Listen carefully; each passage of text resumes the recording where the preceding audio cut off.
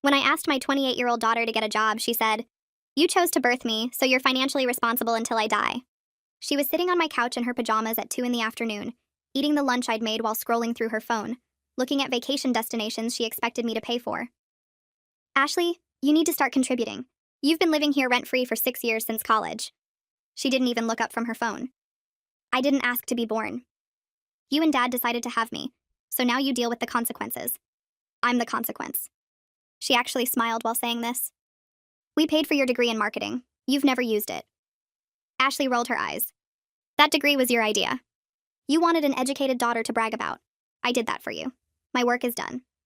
She'd graduated with a 2.1 GPA after I'd done half her assignments because she said stress gave her anxiety. "Every adult needs to work. That's how society functions." She laughed. "I don't need to work. I have parents. That's literally your job. To provide for your offspring forever. Check any nature documentary." She pulled up her phone. "Look, birds feed their babies. Bears protect their cubs. You're my parent, so you provide. It's basic biology." My husband, Robert, walked in from the second job he'd taken to pay for Ashley's expenses. "Did you go to that interview at the marketing firm?" Ashley snorted. "Why would I work for $60,000 when you make that much? Just give me your salary. It's mine anyway, since I'm your creation." Robert looked exhausted. "Ashley, we're retirement age. We can't support you forever." She sat up, angry. "Retirement? You don't get to retire. Parents don't retire. You had a child, so you have a lifetime commitment. Deal with it." She actually pulled out a notebook. "I've done the math. If you both work until you're 80, you can support my lifestyle and leave me enough inheritance to live on after you die." She'd planned our entire lives around serving her. "Your lifestyle? You spend $3,000 a month on clothes and restaurants." Ashley shrugged. "I have standards. You should have thought about that before reproducing. Every child costs money. I'm just honest about it." She showed us her phone. "My friend Megan's parents bought her a house. Jules's parents pay for his apartment in Manhattan. You're actually getting off easy with me living here." Her friends were all trust fund babies, but we were middle class. "Those parents are wealthy." "We're teachers, Ashley." She laughed. "Then you should have been smarter about careers before having me. Your poor planning isn't my problem. I didn't choose poor parents, but here we are." Robert's face was red. "You're almost 30. This is insane." Ashley stood up defensively. "Age discrimination now? I'm young. I have my whole life to figure things out. You're old. You've had your time. Now it's about me." She walked to the kitchen and started making herself a smoothie with the $40 organic berries she'd demanded we buy. "You know what? I'm done asking. I'm telling. You will support me because that's your legal obligation." I laughed. "Legal obligation ends at 18. You're 28. She pulled out her laptop. "Actually, I've been researching.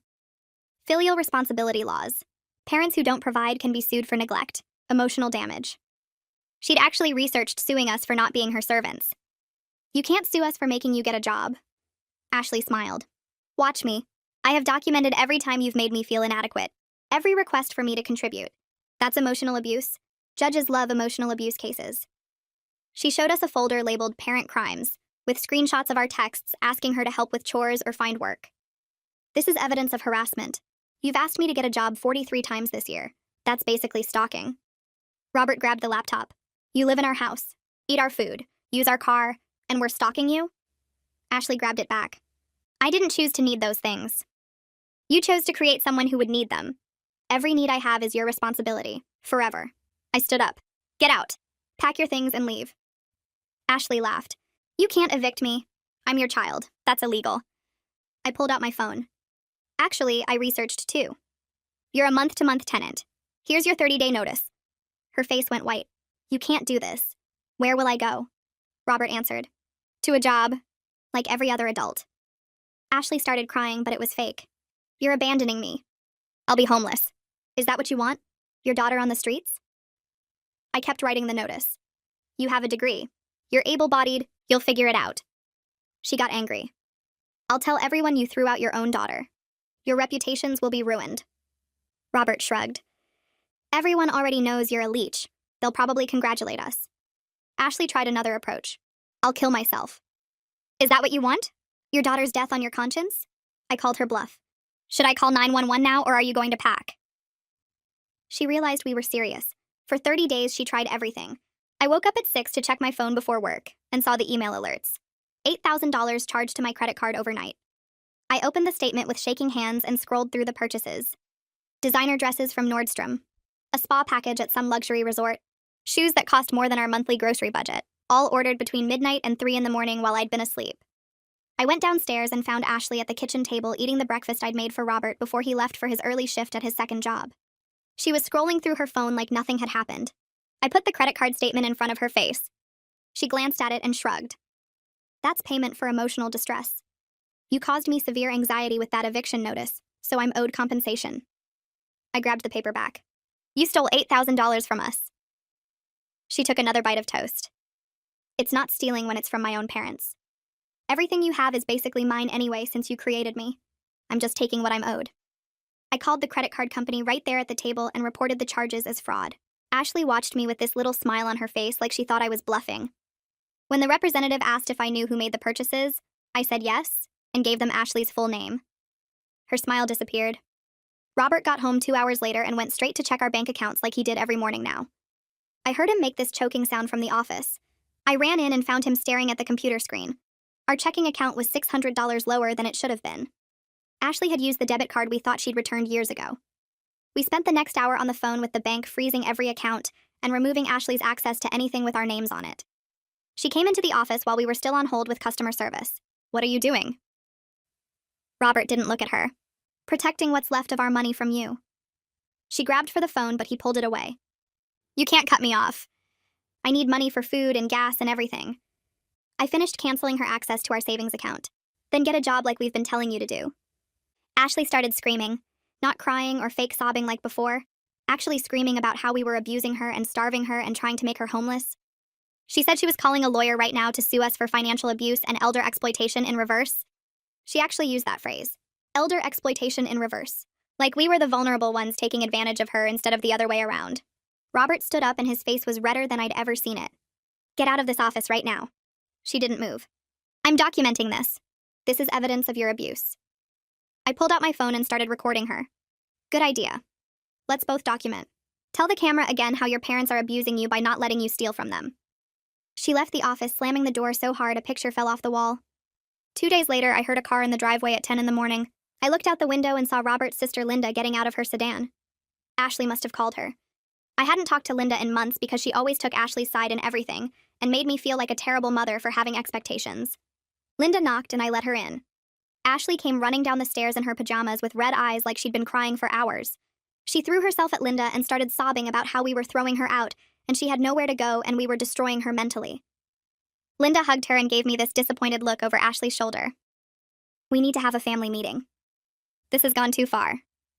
We sat in the living room and Linda held Ashley's hand while my daughter sniffled and dabbed at her eyes with tissues. Linda started talking about how young people need more time to find themselves now, and how the economy is different from when we were Ashley's age, and how families should support each other through hard times. I let her talk for about 5 minutes before I went to Ashley's room and got the notebook. The one where Ashley had calculated our entire working lives until we were 80, so she could live off us and inherit whatever was left. I brought it downstairs and put it in Linda's lap without saying anything. Linda opened it and started reading. Her face changed as she turned the pages. Ashley tried to grab it, but I held her back. Linda got to the page where Ashley had written out her monthly budget of $3,000 and how much we'd need to earn to cover it plus our own expenses. She got to the part where Ashley had noted that if we died before 80, she'd need to find another income source or marry rich. Linda closed the notebook slowly. Ashley, what is this? Ashley crossed her arms. Financial planning. Adults do it all the time. I pulled out my phone and showed Linda the folder Ashley had made, the one labeled Parent Crimes with all the screenshots of us asking her to contribute or get a job. Linda scrolled through it, getting paler with each image. You've been collecting evidence against your own parents? Ashley snatched my phone back. They've been harassing me. I have a right to protect myself. Linda stood up and looked at Ashley like she'd never seen her before. This isn't normal. This isn't a young person struggling to find their way. This is calculated. Ashley's fake tears stopped immediately. You're supposed to be on my side. Linda shook her head. I came here thinking your parents were being too harsh, but this. She held up the notebook. This is manipulation. You've planned out their entire lives like they're just resources for you to use. She left 20 minutes later after apologizing to me and Robert. Ashley locked herself in her room and didn't come out for the rest of the day. On day 5 of the 30-day eviction notice, Ashley started what looked like a real job search. She came down to breakfast dressed in actual clothes instead of pajamas. She'd printed out a stack of resumes on our printer using up half our paper. She asked to borrow the car and said she had 3 interviews lined up. I felt this little spark of hope. Maybe the eviction notice was working. Maybe she was finally taking this seriously. She left at 9 and came back at 5. She did the same thing the next day and the day after that. By day 8, I was starting to think we'd gotten through to her. She was going out every day dressed professionally with her resume folder. She was even being nicer at dinner and not making as many comments about how we'd ruined her life. Then I needed to pick up groceries and realized Ashley had taken the car again. I checked the GPS history on my phone since it was linked to the car's system. My stomach dropped as I scrolled through the locations. The mall, the movie theater, a coffee shop, a park, the mall again, not a single business or office building, not one place that might actually have been an interview. I showed Robert when he got home from his second job at 8 that night. He just stared at the screen and didn't say anything for a long time. She's been lying this whole time. The next morning when Ashley came down dressed for her fake interviews, I showed her the GPS history. Where are the interviews? She didn't even look embarrassed. I went to those places to network. That's how jobs work now. It's all about connections. Robert laughed, but it wasn't a happy sound. You went to the movies to network? She grabbed her purse. I needed to relax between meetings. Job searching is stressful. She tried to leave, but I stood in front of the door. No more car. You want to go somewhere? You walk or take the bus. She shoved past me and went back upstairs. An hour later, she came down in her pajamas and turned on the TV like nothing had happened. Day 19 rolled around and I was upstairs folding laundry when I heard Ashley screaming from downstairs. I dropped the towel I was holding and ran down the stairs, my heart pounding because the screaming sounded real this time. She was on the couch clutching her chest and gasping for air, her face red and twisted up. I rushed over to her and asked what was wrong, but she just kept gasping and pointing at her throat. I grabbed my phone and dialed 911, telling them my daughter couldn't breathe and giving them our address. The operator stayed on the line with me while I tried to help Ashley, who was making these horrible choking sounds. The ambulance arrived 8 minutes later and 2 paramedics rushed in with their equipment.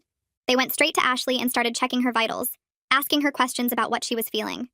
One of them pulled out an oxygen mask while the other took her blood pressure. Then I noticed something that made my stomach drop. Ashley's hand was resting on the couch next to an open bag of chips. Not just resting near it, but actually holding a chip between her fingers. The female paramedic noticed it at the same time I did. She pulled back and looked at Ashley's face more carefully, then checked the monitors again. Ashley's breathing was perfectly normal according to the machines.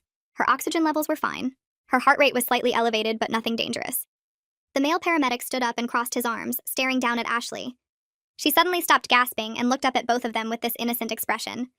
The female paramedic asked her directly if she was actually having trouble breathing, or if this was a fake emergency. Ashley sat up straighter and said she'd been having chest pains and thought she was dying.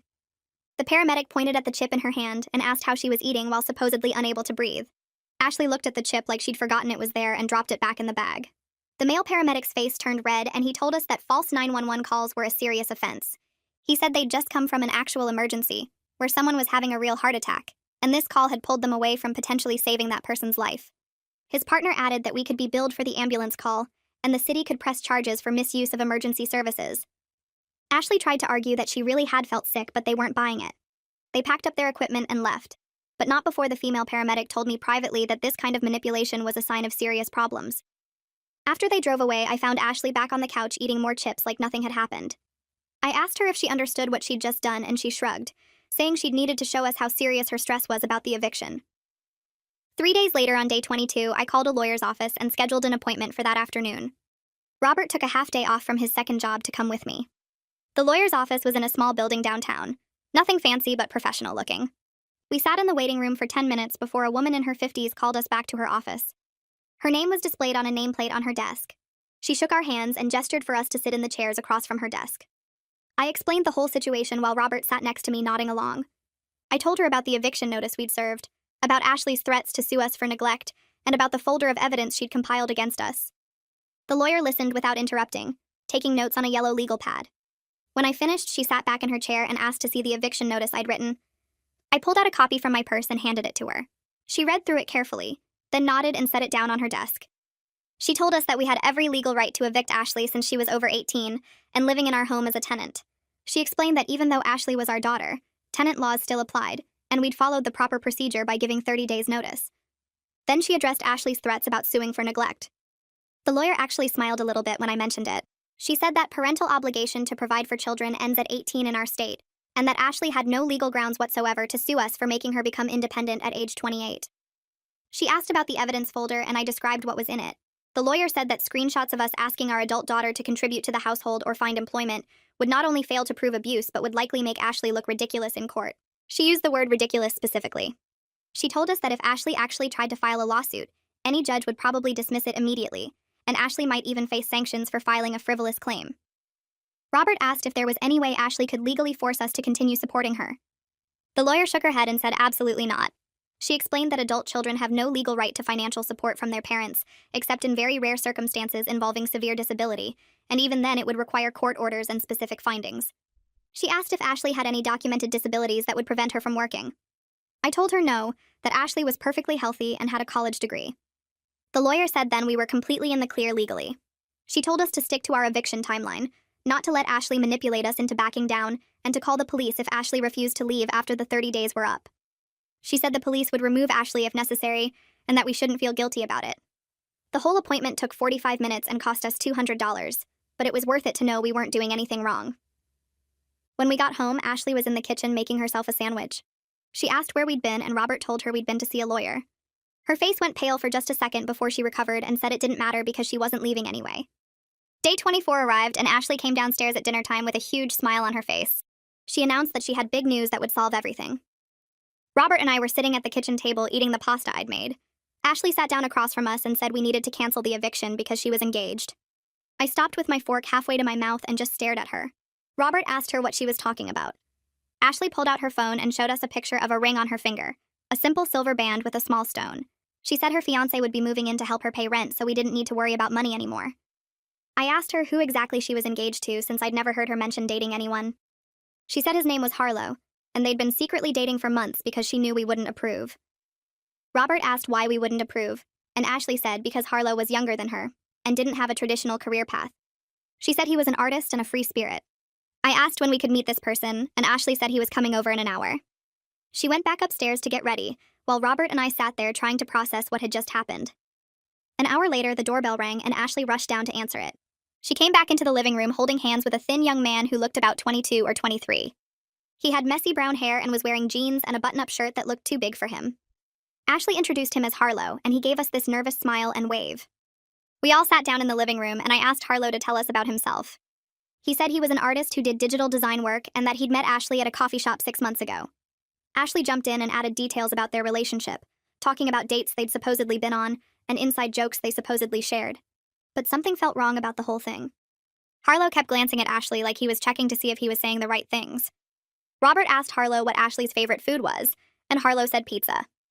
Ashley's face tightened, and she quickly said that pizza was one of her favorites, but Harlow knew she really loved sushi more. Harlow nodded quickly and agreed. I asked Harlow what he loved most about Ashley, and he fumbled for words before saying she was really unique and special. It was the kind of generic answer someone would give about a stranger. Robert suggested we all have dinner together, so we could get to know Harlow better. Ashley looked nervous but agreed.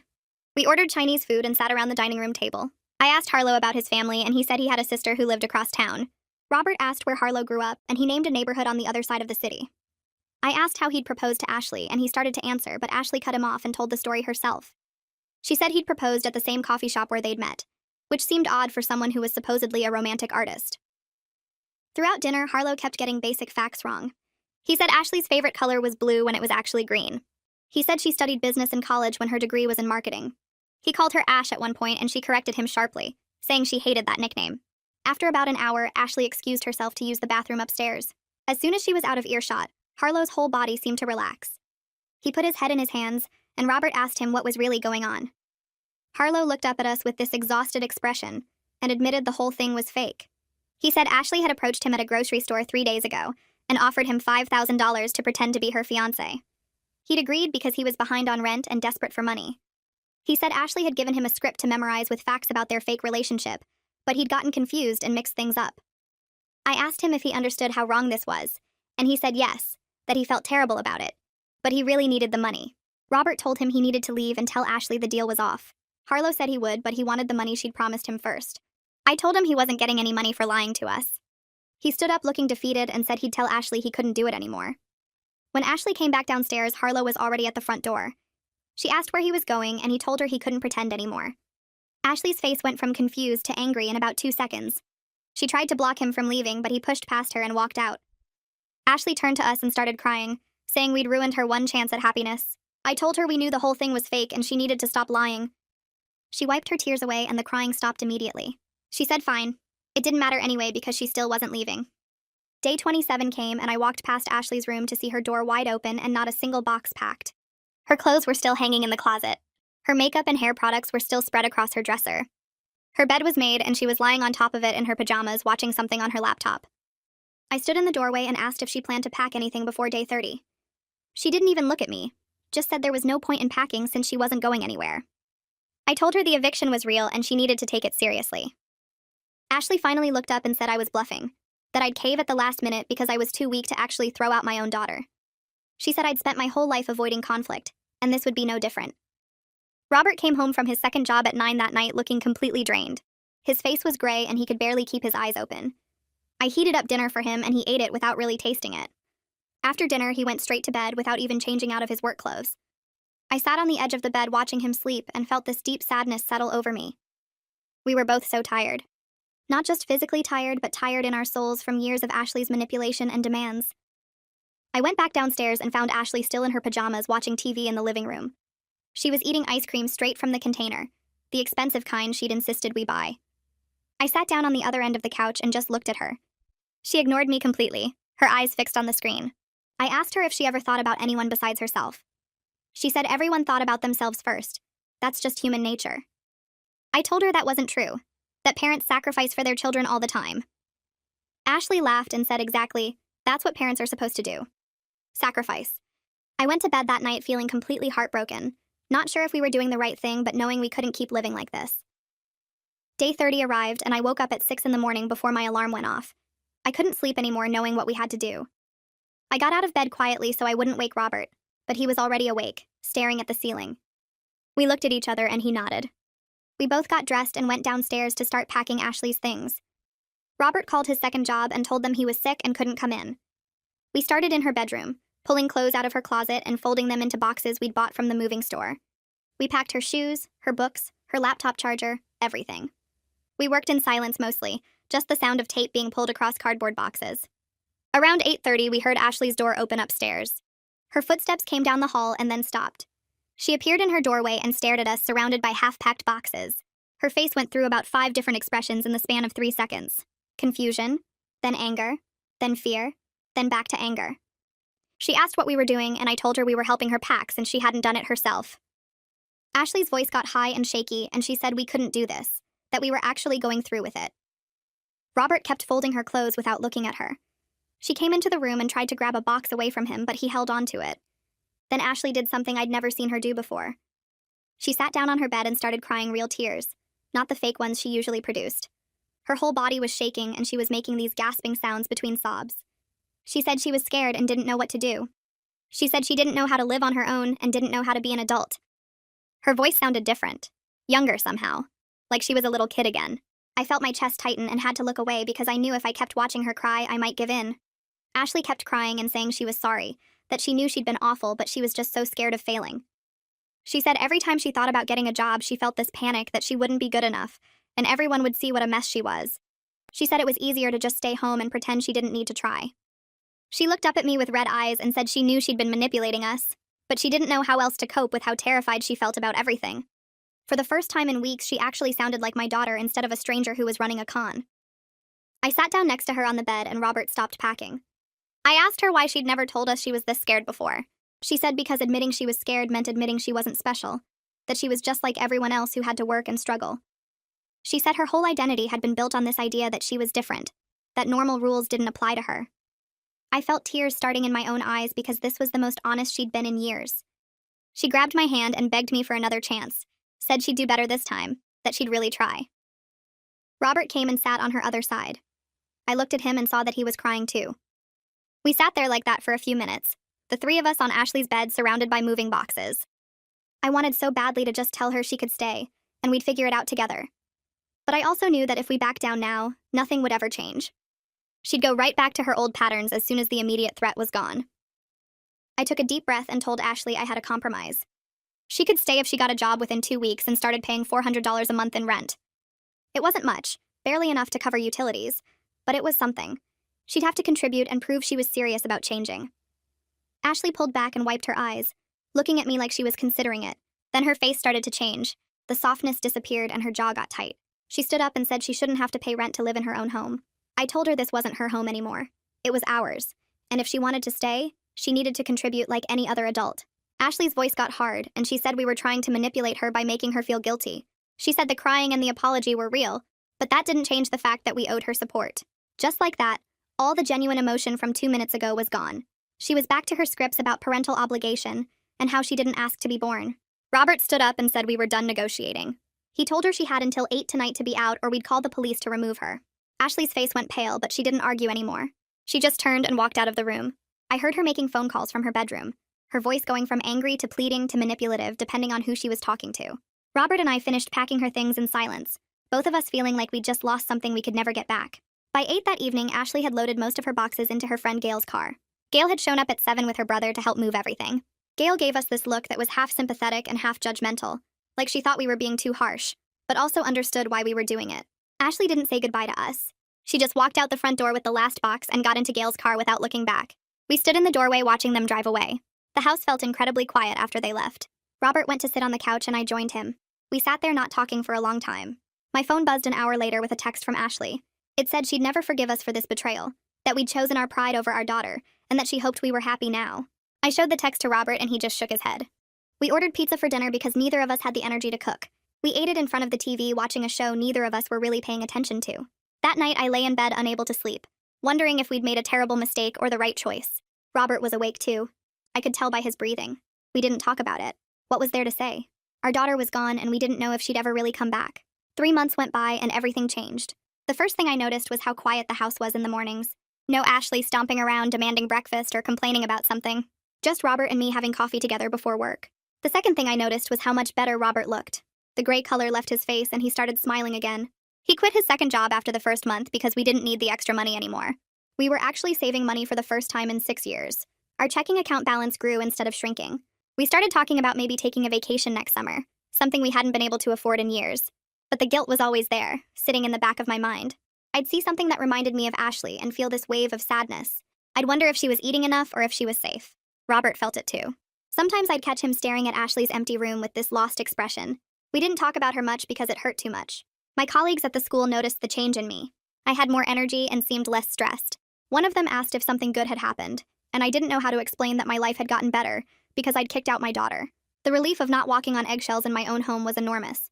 I could leave my credit card on the counter without worrying it would be maxed out. I could buy regular groceries instead of expensive organic everything. I could come home from work and just relax instead of bracing myself for whatever drama Ashley had created that day. But the relief came with this heavy guilt that made me question everything. Had we been too harsh? Should we have tried harder to help her? Would she end up homeless or worse because we'd given up on her? Those questions kept me up at night even as our daily life got so much easier. I got Ashley's first text message 2 weeks after she moved out. It came at 11 at night and just said, "Hope you're happy now." Then another one an hour later saying we'd ruined her life and she'd never forget what we did to her. The messages came every few days after that. Always late at night. Always blaming us for whatever was going wrong. She said she couldn't afford food because we'd forced her out. She said she was exhausted all the time because we'd made her get a job. She said her feet hurt and her manager was mean and everything was our fault. I didn't respond to any of them. Robert said we should block her number, but I couldn't bring myself to do it. Then Gail called me one afternoon while I was grading papers at the school. She said Ashley had gotten a job at a clothing store in the mall, working 30 hours a week folding shirts and helping customers. Gail's family had given Ashley the same choice we did after 2 weeks of her refusing to job search. Either get work and start contributing or find somewhere else to live. Ashley had applied to 6 places in 1 day after that, and took the first offer she got. Gail said Ashley complained constantly about having to stand all day and deal with rude customers, but she showed up for every shift because she needed the paycheck. She was surviving. Not happily, but surviving. 6 months passed before Ashley agreed to meet us. She picked a coffee shop halfway between her apartment and our house, texting the address with no other message. Robert and I got there early and sat at a corner table, both of us nervous.